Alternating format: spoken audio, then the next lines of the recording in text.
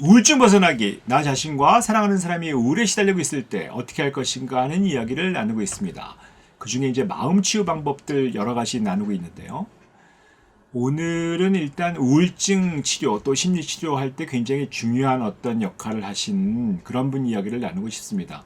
우리 유명한 우리 얘기하는 빅터 프랑클 박사, 로고 테라피, 로고 치료, 이런 의미 치료 만드신 분이라고 볼 수 있는데, 이분이 유태인이었죠. 유대인이었고 나치 독일 그 수용소에 들어갔고 자기 식구들이 다 거기서 희생당했어요. 본인만 살아남았는데 그 사람이 그 안에서 어떤 생각하고 결론을 내려서 사실 강제 수용소의 그 끔찍한 환경 속에서 사실 어떤 중요한 진실 하나를 만들어냈고 깨달았고 그 진실을 가지고 치료를 만든 게 소위 얘기한 의미치료라고 볼 수 있습니다.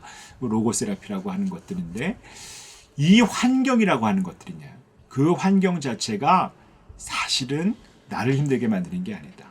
그 환경 속에서 내가 어떻게 생각하는 것들이 나를 만들어낸다고 볼 수 있죠.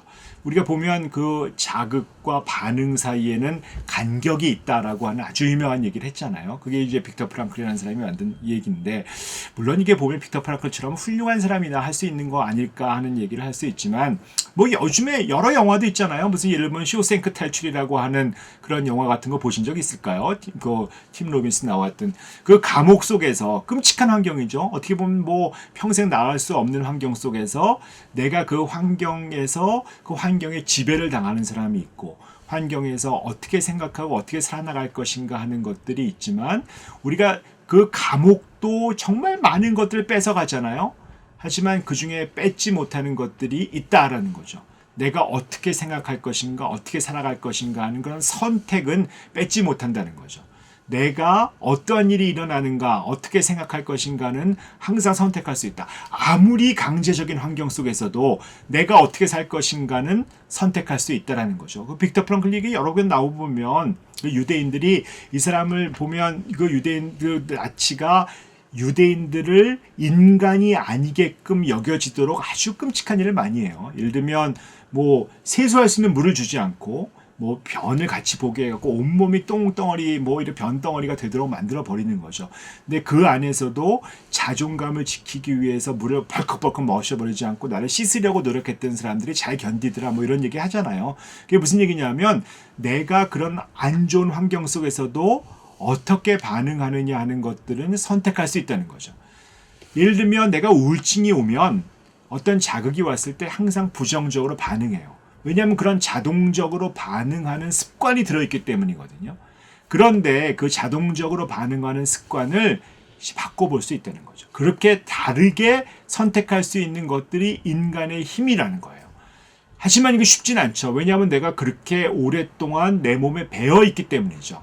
어떤 활동을 할 것이냐, 어떤 자극이 왔을 때, 정말 안 좋은 환경 속에서 어떤 자극이 왔을 때 내가 어떻게 할 것인가 하는 것들을 어떻게 보면 아주 세게 얘기하면, 내가 우울해지는 건 내가 우울해지도록 허락했기 때문이라는 거죠.